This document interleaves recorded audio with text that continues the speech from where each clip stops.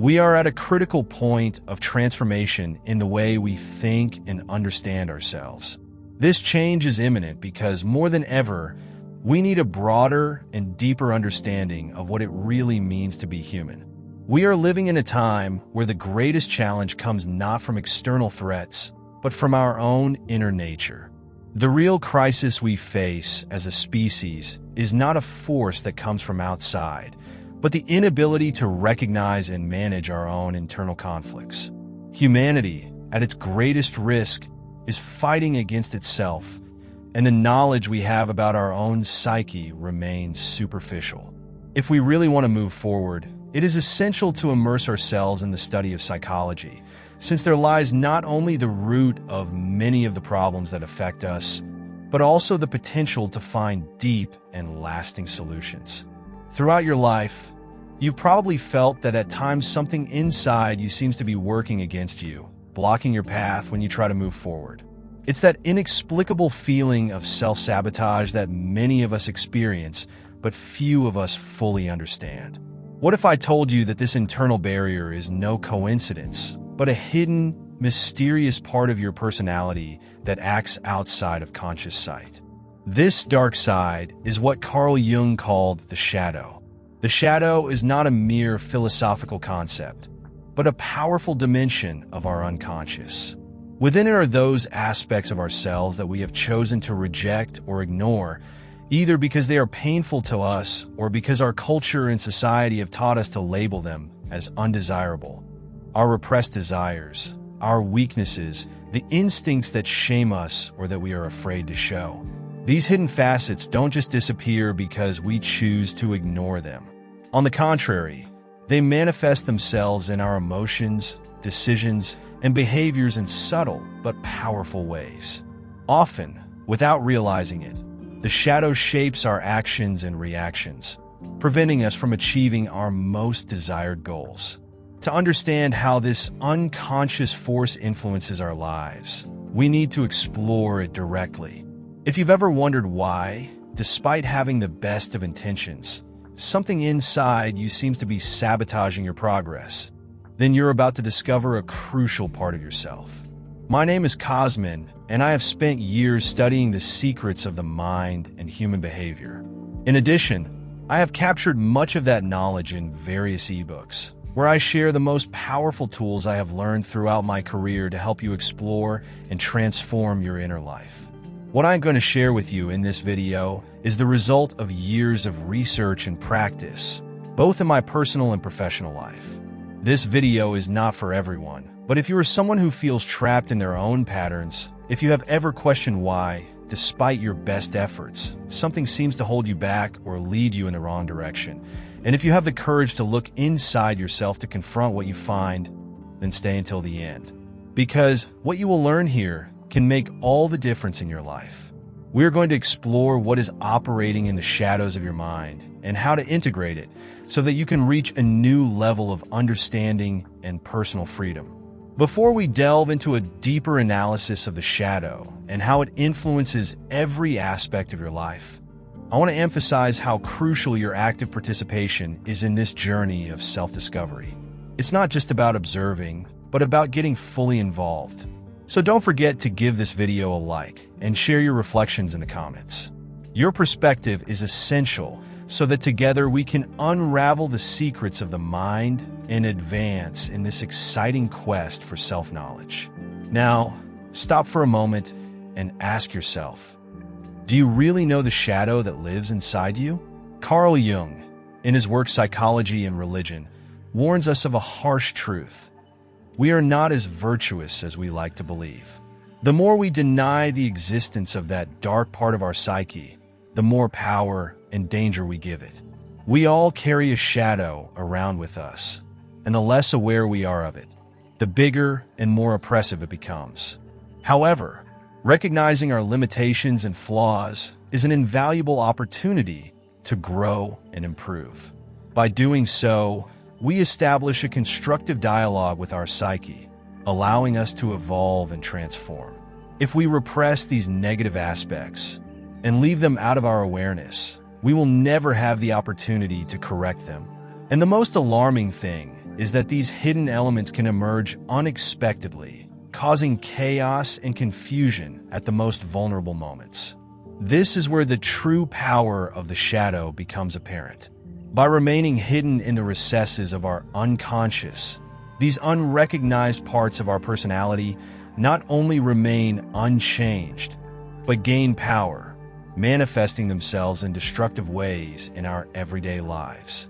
If we have the courage to consciously confront our weaknesses and faults, we have the ability to overcome them. But if we choose to ignore them, we are simply preparing an emotional time bomb that will sooner or later detonate, preventing us from reaching our full potential. Ultimately, this creates an unconscious barrier that undermines even our best intentions, often manifesting itself through meaningful coincidences. The formation of the shadow is influenced by social norms, personal experiences, and repressions. From childhood, we learn what behaviors, thoughts, and emotions are considered unacceptable by our family and society. These characteristics end up being pushed into the unconscious. For example, a child who is taught that feeling anger is wrong may repress that emotion, making it part of their shadow. The shadow harbors a variety of qualities, strengths, and potentials that, if not explored, can result in an incomplete personality. These unrecognized aspects can create unconscious barriers that prevent the full development and expression of these positive characteristics. Recognizing that we all carry a shadow is fundamental to understanding the profound impact it has on our lives. Now let's explore the different types of shadow, starting with the personal shadow. During the analysis of a patient, a typical process occurs where the integration of the shadow occurs in a particular way. One of the most common methods for this is dream analysis, which allows the individual to become familiar with the contents of his or her unconscious. Initially, these contents usually involve personal material. With this concept introduced, we can delve deeper into the different forms of the shadow. The ego, in theory, should represent the whole person. However, in situations where, for example, B knows A but it does not know B, we could say that the ego is more aligned with C, for the ego has a broader understanding. In these cases, A reveals herself as a split personality, with parts of herself unknown even to herself. When I mention the term self, I am referring to your I, which can be understood as your empirical self, often referred to as the ego. However, when we talk about the higher self, we are referring to a personality that goes beyond the ego, encompassing more than what you are aware of. The ego is limited to your conscious identity, while the higher self is a broader and more complete representation of your entire personality, encompassing both conscious and unconscious elements. Carl Jung, in a deep reflection on his own nature, realized something revealing. Remembering a person he intensely despised, he discovered that this feeling of contempt was so powerful that, had he encountered that person in an isolated situation, he might have reacted in a way completely out of character, revealing a dark side of himself that even he was unaware of. This episode led him to explore the violent thoughts that occasionally surfaced in his youth. Although not a constant, these thoughts arose especially in moments of deep irritation. When anger took over him, it became so intense that it was almost impossible to contain it.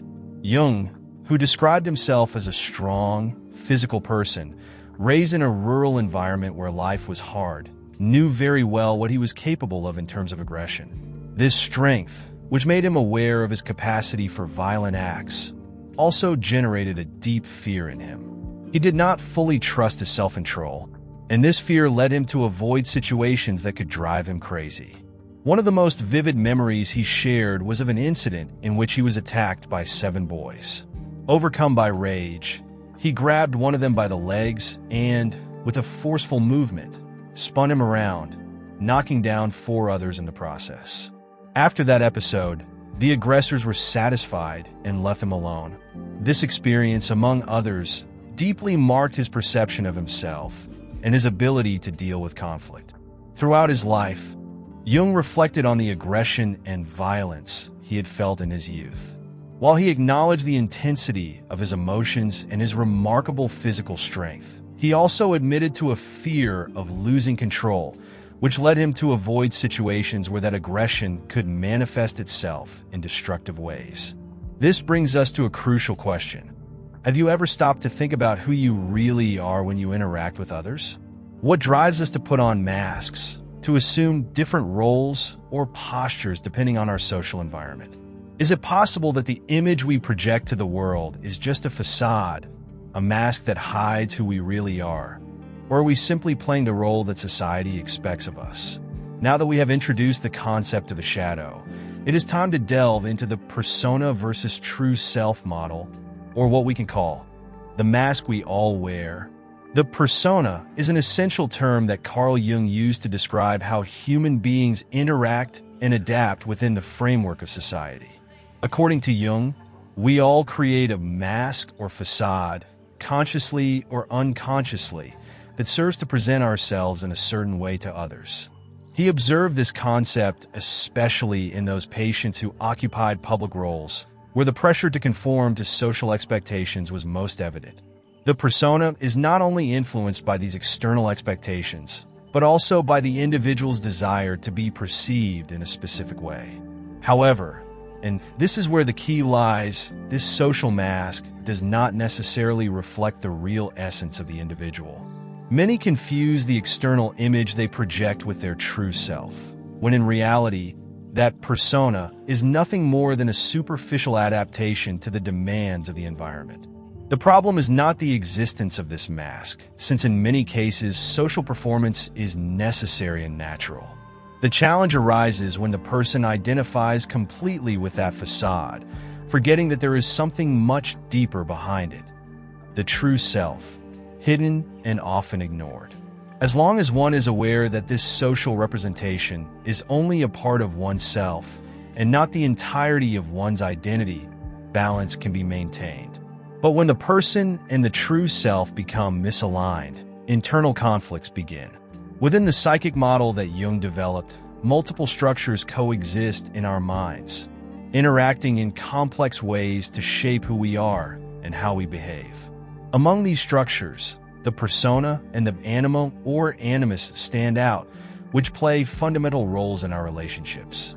The persona acts as the intermediary between us and the outside world, allowing us to adapt and fit into society, while the anima, in men, or animus, in women, represents our inner life and how it influences our emotional and affective reality. In men, the animus symbolizes their inner feminine side, deeply affecting their emotions and their relationships with women, but also their most intimate connections with themselves. On the other hand, in women, the animus symbolizes the masculine aspect of their unconscious, influencing their interactions with men, but also their strength, assertiveness, and reasoning ability. Another crucial aspect within Jung's psychic model is the ego, which is the part of our psyche that is directly linked to our conscious and physical experience. The ego plays the role of executive of the personality, managing our daily actions, but it is closely related to the shadow, that part of ourselves that we harbor in the unconscious and that we do not want to see or show. In fact, the ego and the shadow form a fundamental binomial in the construction of our identity. While the ego is what we know and control, the shadow represents everything that we repress or ignore. But how does this affect our reality? Jung shows us that the human psyche is a complex construction, operating under two great forces: the influence of the environment and the innate factors we bring from birth. These two elements are continually intertwined, forming the mosaic of our personality. The higher self, according to Jung, encompasses the totality of the personality, both conscious and unconscious. However, we can never have complete knowledge of this totality. We can describe what we consciously know, but the unconscious, by definition, remains beyond our reach, mysterious and full of secrets that we rarely fully reveal. No matter how well we think we know ourselves, the truth is that there will always be dark areas in our minds, fragments that escape our conscious perception. And it is precisely this ambiguity, this feeling that we can never see ourselves in its entirety, that makes the task of exploring the psyche so fascinating and complex. Jung reminds us that although we may have glimpses of insight into our unconscious, most of who we are remains in the shadows. Throughout our lives, both the external environment and the internal forces of our own psyche continue to shape us in subtle and powerful ways. We are not only the result of our personal experiences, but also of the historical, cultural, and social influences that have shaped previous generations. This is where Jung makes a powerful critique. The tendency to reduce psychology to a merely personal study, ignoring the vast influence of the collective and historical factors that surround us. Our personality is not formed in a vacuum. It is intimately connected to history, culture, and the ideas that have prevailed over the centuries. This means that to fully understand ourselves, we must look beyond ourselves and integrate the collective influences that also shape us. In short, the human being is a complex combination of internal and external forces. Our conscious self is just the tip of the iceberg. Beneath the surface, deep within our unconscious, lie aspects of ourselves that we are only just beginning to glimpse, but which exert a monumental influence on who we are and how we relate to the world. Our history has a significant impact on us. We are shaped by the upbringing and influences of our parents, who in turn were affected by historical ideas or what Jung calls cultural and social dominance. This is a crucial point in psychology. Our existence did not begin yesterday. We are the result of entire eras of development. Jung expresses his disagreement with approaches that focus exclusively on the personal aspects of psychology, ignoring historical and collective influences. He stresses that our psyche is deeply shaped by historical context, parental influences, and social norms that are rooted in our culture and deeply impact our psychological development. Have you ever wondered what happens to the feelings and desires we repress? What if they don't just go away, but instead become an invisible force that influences our actions in subtle but powerful ways? The dark side we don't know about can be revealed by exploring the personal shadow. In Volume 9, Part 2 of his collected works, Jung explains that shadow characteristics, i.e. the inferiorities that make up the shadow, have an emotional nature and a certain autonomy, and so they have an obsessive or even possessive quality.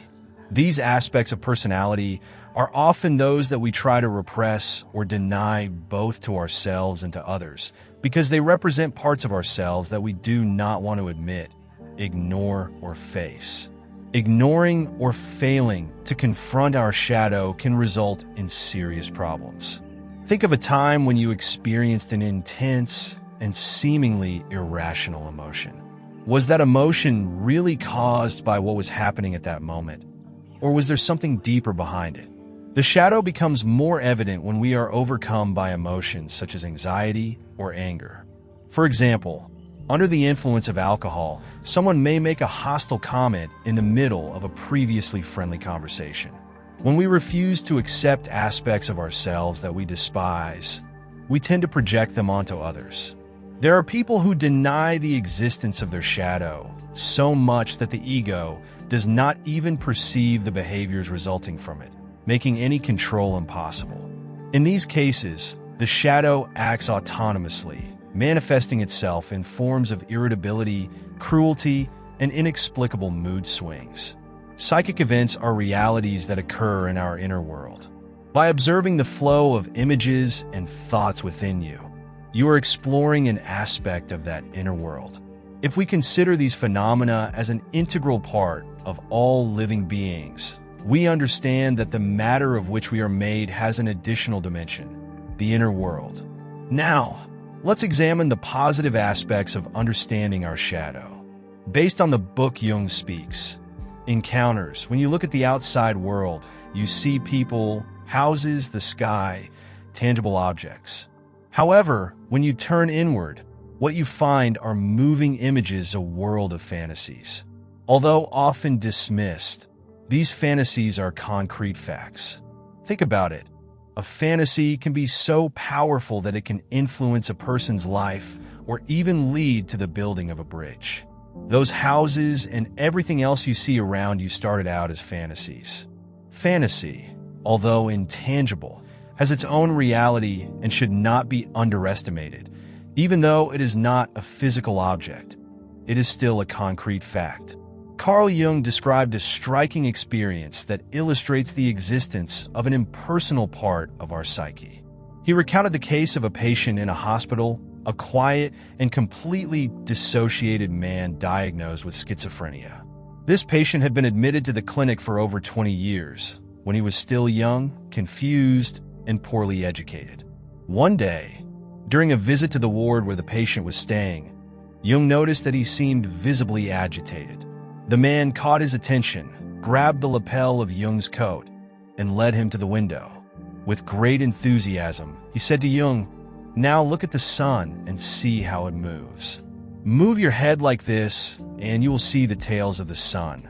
That's where the wind comes from. Watch how the sun moves as you move your head from side to side." At the time, Jung admitted that he did not understand what the patient was saying, thinking he was just delirious. However, this case continued to intrigue Jung, lingering in his mind. For years later, he came across an article by a German scholar who had worked with the so-called Mithras liturgy, part of the great magical papyrus of Paris. In that article, Jung found a passage that read, "After the second prayer, you will see the sun disk unfold, and you will see hanging from it the tube, the origin of the wind. And when you turn your face to the east, he will move in that direction. If you turn to the west, he will follow you." This coincidence revealed to Jung how something seemingly meaningless could be connected to ancient traditions and knowledge that transcend time and common logic. When confronted with this vision, Jung immediately recognized, "This is what I am seeing in the mind of my patient." The question that puzzled him was how to be sure that the patient was not simply remembering something he had heard from someone else. Jung knew that this was impossible, as the content that the patient had revealed was completely unknown and was recorded in a magical papyrus in Paris, not yet published. Curiously, this papyrus came to light only 4 years after this experience. For many, this could be seen as proof of the existence of an unconscious that goes beyond the personal. For Jung, it was not exactly proof, but it was a valuable lead that he decided to follow. These examples are crucial because they highlight Carl Jung's deep insight into the unconscious and its impact on our behavior and perception of reality. Jung shows us that fantasies and dreams have a concrete reality. They reveal that the unconscious is not just a repository of repressed or forgotten thoughts, but an active and powerful force within our psyche, intensely shaping our experiences and actions. This understanding leads us to recognize that our inner world is as real and influential as the outer world we observe. In his writings, Jung emphasizes the importance of bringing the shadow into awareness in therapy and understanding how it is projected into the individual's life. Although often seen in a negative light, the shadow can also harbor positive aspects. In fact, exploring our shadow can connect us with many beneficial qualities. Jung illustrates this idea with the following passage from his collected works, Volume 9, Part 2. The first of these is the shadow, that hidden, repressed, often inferior and guilt-laden personality, whose deepest roots go back to the realm of our animal ancestors, and thus embraces the entire historical aspect of the unconscious. Whereas hitherto the human shadow was believed to be the source of evil, upon closer investigation it is now clear that the unconscious man, i.e., his shadow, does not consist only of morally reprehensible tendencies, but also exhibits a number of good qualities, such as normal instincts, appropriate reactions, realistic perceptions, creative impulses, and so on. Man is not complete unless he is conscious of this side of things. Therefore, for a human being to be fulfilled, he cannot limit himself to living in a world of statistical truths. He must live in a world that reflects his biological truth, a truth that not only satisfies him, but also expresses who he really is. Jung's reflections on the shadow and the higher self underscore the importance of recognizing and integrating all aspects of our personality in order to achieve true psychological wholeness. Marie-Louise von Franz, one of Jung's closest collaborators, discusses in the third chapter of Man and His Symbols the process of individuation, which involves confrontation with the shadow. She explains that the shadow is not necessarily an enemy. In fact, it is like any person with whom we need to learn to live. Sometimes we must yield, other times resist, and at other times offer love, all according to what the situation demands. The shadow becomes hostile only when it is ignored or misunderstood. In everyday life, the shadow manifests itself through our personal failings, those characteristics we all possess but often prefer not to acknowledge, such as greed, jealousy, laziness, or lack of empathy. These traits, though uncomfortable, are not archetypal mysteries, but aspects of our personal unconscious that we can bring into consciousness. When we deal with the unconscious, especially in specific cases, we notice that it takes on a more introverted quality when our extroverted characteristics manifest themselves in consciousness. This observation has diagnostic value, as it helps us to better understand our own behaviors and those of others. Both Marie-Louise von Franz and Carl Jung emphasize that knowing, understanding, and integrating the shadow, that complex and emotional part of our unconscious, is crucial to achieving psychological wholeness and self-knowledge. To understand it better, visualize the shadow as a dark figure that follows you around. Initially, it may seem intimidating, but when you face it, you realize that it is just a part of you that needs understanding and compassion. For example, a person may associate assertiveness with rudeness, leading him or her to avoid assertive behavior. This repression can result in a lack of proactivity, financial difficulties, and other problems. When this person encounters someone assertive, he or she may feel resentment and guilt, intensifying the darkness of his or her own shadow. These valuable aspects of personality should be integrated into real experience, not repressed. The ego needs to give up its pride, recognizing that the unconscious acts in a compensatory way in relation to consciousness. Over time, this allows us to gain a more complete view of ourselves. When we achieve this complete vision and possess the necessary moral endurance, we can then find healing and personal growth. Ultimately, the issue is deeply moral. It is about how the unconscious is reflected back into consciousness. Let's put this idea into practice by exploring some tips for working with the shadow. A good place to start is by keeping a journal. Use it to record moments when you experienced an intense emotional reaction and reflect on what may have triggered that emotion. Over time, by observing your daily emotional reactions, you will begin to identify patterns that reveal hidden aspects of your shadow. When you feel a strong emotion, pause and question what triggered that response. Record your reflections to, over time, identify these patterns more clearly. The shadow also reveals itself in our dreams, often personified by a figure of the same sex as the dreamer. This figure acts as an inner critic, representing the unconscious's judgment on our character, which frequently results in a feeling of discomfort and an awkward silence. The goal is to recognize the contents of the shadow and integrate them into our personality. It is common to find that when you talk to someone about your deepest concerns, interests, and emotions, that person also reveals his or her personal complexes. This creates an opportunity for you to become a point of reference, an internal authority in your own development. Jung proposes that by confronting and integrating our shadow, these repressed aspects can be transformed into a source of self-knowledge and inner power, enabling us to be guides of our own personal growth. Dream analysis is a powerful tool to connect with the contents of the unconscious, initiating the process of confronting the shadow, also known as shadow work. This is a challenging path that involves a deep and ongoing effort at self-education. It is like embarking on an arduous journey, where dialogue with the shadow demands patience and persistence, similar to the myth of Sisyphus, who was condemned to push a stone uphill only to see it roll back repeatedly. This work allows us to observe how the shadow manifests itself, both externally, by analyzing our emotional reactions and being brutally honest about our interactions with others, and internally, by examining our dreams.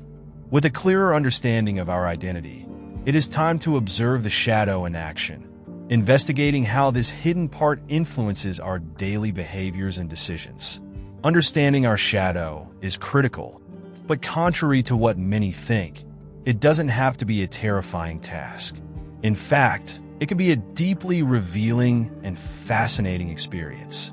The journey of self-discovery allows a person to reach enlightenment and diminish the destructive potential of the shadow, not through fighting the darkness, but by bringing the darkness into the light and allowing the light to penetrate the darkness.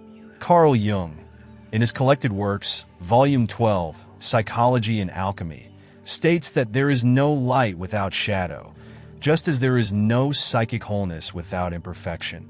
Although it may seem scary to confront our shadow, the truth we find in the process offers relief and clarity. This discernment is a path to authenticity, a deep exploration of our being, where we unearth both our possibilities and our limitations, discovering parts of ourselves that have often been buried and forgotten. However, many people are reluctant to reflect deeply, even on the moral aspects of their behavior that they are aware of, let alone how the unconscious may influence them. A useful practice to improve this self-understanding is radical honesty with yourself. When you feel irritation or discomfort, stop and reflect whether those feelings may be connected to your shadow. Also, pay attention to synchronicities, which can offer valuable insights into the unconscious. Now that we have addressed the personal shadow, let us expand our understanding to the collective shadow. The shadow is not limited to individual experiences. It also encompasses factors that have origins outside of personal life, emerging from the dark side of a society or culture. What happens when the collective shadow infiltrates our most intimate and communal decisions? How might historical movements have been anticipated by looking into the collective unconscious of an era? To what extent are we aware of the hidden forces that shape the actions of an entire society? The collective shadow represents everything that opposes the shared values and principles that underpin our collective coexistence, revealing unknown or ignored aspects of our social environment. To better understand the implications of the collective shadow, we need to observe how archetypal ideas permeated individuals throughout the centuries. These ideas flow like a constant river, emerging in great political, social, or spiritual movements. A clear example of this is the Reformation. Long before its beginning, people were already dreaming of great change. And if someone had been attentive enough, they could have foreseen these transformations based on the mental climate of the time. Jung recounted that what happens in the collective mind of people, often unconsciously, can be anticipated. He explained that, for example, he was able to foresee the rise of Nazism in Germany by observing the dreams of his German patients. According to Jung, in these dreams, the entire future situation was revealed in astonishing detail. The collective shadow, a vast and often terrifying aspect of human life, has the potential to cause profound damage to both humanity and the natural world, with consequences lasting for generations. It manifests itself through the projection of darkness, violence, oppression, and a widespread denial of responsibility. These manifestations materialize in the forms of wars, genocides, and cultural destruction. This force, both vast and deceptive, is responsible for atrocities and persecutions, often disguised by seemingly benign actions, such as the imposition of a new language or ideology. Externally, the collective shadow presents itself as physical suffering, poverty, and criminality. Internally, it cultivates feelings of self-hatred, depression, and a desire for revenge, resulting in further pain and suffering for others. The collective shadow has often been associated with evil, comparable to the concept of demonic possession in the Christian tradition, where possession suppresses a person's humanity, replacing it with an evil nature. For Carl Jung, the key to confronting this evil lies in the relentless pursuit of self-knowledge and psychological integrity. Each individual needs to recognize the breadth of his or her capabilities, understanding both the good he or she can accomplish and the negative acts he or she is capable of committing. Every society is burdened with its own collective problems, shared beliefs, and cultural influences that shape individual behavior. These factors affect us deeply because we belong to specific political, religious, or social groups, which can significantly influence our actions. As long as our personal conflicts remain within our private sphere, they do not touch upon these collective aspects. However, when we go beyond this personal sphere and confront impersonal issues, such as political or social problems that affect us directly, we are confronted with the collective shadow. When a society faces a glaring problem, it may be called a shadow issue if there are signs of denial, projection, and lack of responsibility at both the individual and collective level. Taking moral, political, and spiritual responsibility is critical to meeting these challenges. The courage with which we face our own darkness can free others from the burden of carrying it for us. To illustrate, consider how we must deal with the past and take responsibility in response to mass historical suffering, such as wars, genocides, holocausts, and widespread oppression. The effects of these traumatic events linger, and as human beings we still have much to learn. Denial, often driven by a desire to move on and forget the past, is a common response and usually the first reaction. Various attempts have been made to deal with historical wounds, such as public apologies, expressions of regret, reparation payments, and pilgrimages to sites of suffering. The real question, however, is how to deeply integrate the collective shadow within a population, rather than just making symbolic gestures through leaders or policies. The process of remembering and speaking about what is almost unspeakable is painful for all involved: victims, perpetrators, observers, and witnesses. This process can only be considered successful or complete when pain, outrage, betrayal, and all other feelings are expressed and heard, and when responsibility is fully assumed. Telling the truth reveals itself as the most desirable and effective way to confront a difficult past. The world is, in a way, balanced on a delicate thread: human sanity. Imagine what would happen if, in a moment of chaos, certain individuals in positions of power were to lose their minds. The entire planet could be devastated. Today, we are no longer threatened by natural disasters, but by human actions. We ourselves have become the greatest danger. The human psyche is the greatest danger. And if something goes wrong with the psyche, we can see the effects of this danger all around us. The human mind is an infinite source of power and mystery. Understanding its workings is perhaps one of the greatest and most necessary challenges of our existence. And although we have made important steps in understanding our psyche, the reality is that we have barely scratched the surface. The true potential of the mind remains, in many ways, an enigma to be discovered. Few people recognize the magnitude of the mental processes that operate unconsciously in each of us. These processes are what shape our reality, and in many cases, are responsible for both our limitations and our greatest possibilities. A clear example of how the collective shadow can lead to mass psychosis is systemic racism and police brutality. Here, deep-rooted prejudices and individual biases become a destructive force that generates discrimination, violence, and exclusion. These are situations in which ordinary people, under certain circumstances, are dragged into behaviors that they would never have accepted in another context. This is where the bridge between the personal shadow and the collective shadow becomes evident. If we do not work to resolve our own internal conflicts, we can end up participating unconsciously in destructive dynamics that harm both individually and socially. Imagine the impact that a single individual who does not confront his personal shadow can have. That unresolved conflict not only affects him, but also radiates out to those around him, fueling a spiral of suffering and negativity that can be amplified on a collective level. Now, think of the opposite.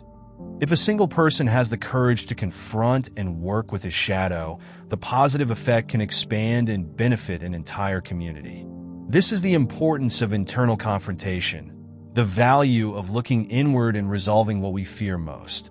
How can we begin to address the collective shadow that influences our society? The first step, of course, is to start with ourselves. Confronting our own personal shadow is an act of courage. It is a process that requires deep self-examination, relentless honesty with ourselves, and constant vigilance over our emotional reactions. We must analyze our dreams, observe our projections onto others, and be willing to accept those parts of ourselves that we have been ignoring or rejecting for so long. This process of self-knowledge protects us from being swept away by the collective shadow and allows us to act from a place of clarity and personal responsibility.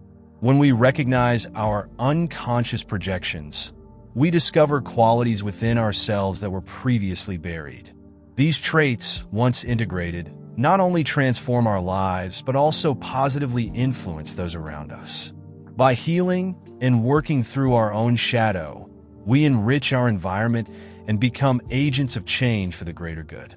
Ultimately, facing our shadow is not only an act of self-discovery, but also of contribution to society. Confronting the collective shadow is an immense challenge, but it is a challenge that begins with the inner work of each individual. When we take personal responsibility for our thoughts, emotions, and actions, we avoid becoming victims of external forces that could manipulate us. With courage, we can stop destructive patterns, learn from our mistakes, and prevent the shadows of the past from continuing to repeat themselves in the present.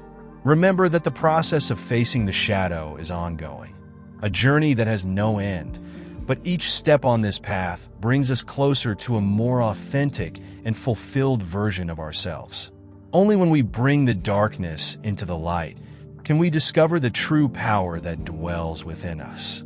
If this message resonated with you, if you feel that you are ready to start or continue this journey of self-knowledge, I invite you to give this video a like and subscribe to the channel so you don't miss future deep content that will help you continue exploring the mysteries of the mind. Don't forget to activate the notification bell to stay up to date with each new video. I would also love for you to share the following quote in the comments to reflect your commitment to this path. The light begins when we face our shadow. Remember, together we can unlock the secrets of our mind and transform our lives. Thank you for joining me on this journey, and see you in the next video.